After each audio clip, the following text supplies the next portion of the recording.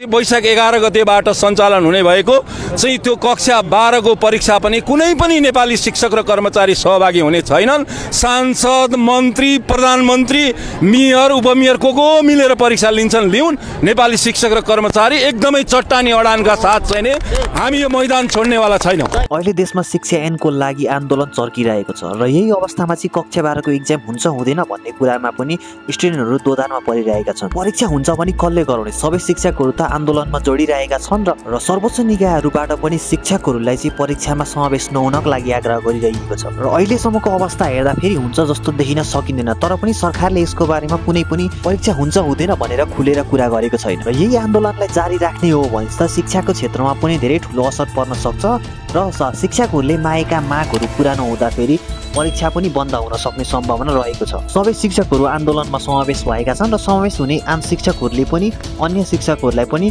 कुनै पनि परीक्षा नगराउने जुन एसईको प्रश्न पुस्तिका पनि चेक गरिएको छैन अहिलेसम्म र अहिलेको अवस्था हेर्दा फेरि 12 को एक्जाम सर्दैन भन्न सकिँदैन। र अहिलेको आन्दोलनको अवस्थाको बारेमा हामीले एउटा डिटेल भिडियो बनाउँदैछौँ, त्यो केही दिनमा हामी अपलोड गर्नेछौँ यो च्यानलमा। त्यसैको लागि भिडियोलाई लाइक र च्यानललाई सब्स्क्राइब गरेर राख्नु होला। र 12 को एक्जाम दिने स्टुडेन्टहरूको लागि चाहिँ विद्यालय बन्द भएको कारणले गर्दा चाहिँ तयारी पनि कमजोर भएको जस्तो बुझिन सकिन्छ अहिलेको अवस्थामा। धेरै विद्यार्थीहरू तयारी गर्ने महत्त्वपूर्ण समयमा पढाइबाट टाढा भए र अर्को कुरा भनेको शिक्षकहरूको अनुपस्थिति। शिक्षकहरूको आन्दोलनले गर्दाखेरि मार्गदर्शन, मक टेस्ट, रिभिजन क्लास जस्ता कुराहरू प्रभावकारी ढङ्गबाट अगाडि बढ्न सकेन। परीक्षा समयमै हुन्छ कि सर्छ? अहिलेसम्मको अवस्था हेर्दा सरकारले परीक्षा सर्ने बारे केही प्रश्न बोलेको छैन।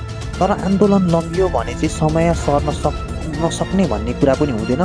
यो सर्न सक्छ आन्दोलन अझै लम्बिरह्यो भने। र यसको बारेमा अन्य केही अपडेटहरू आयो भने नि हामी तपाईँलाई गराउने नै छौँ अपडेट। त्यसको लागि भिडियोलाई लाइक र च्यानललाई सब्स्क्राइब गरी कमेन्ट गर्न नभुल्नु होला। आज सानो भिडियो धन्यवाद। Thanks for watching. Bye by.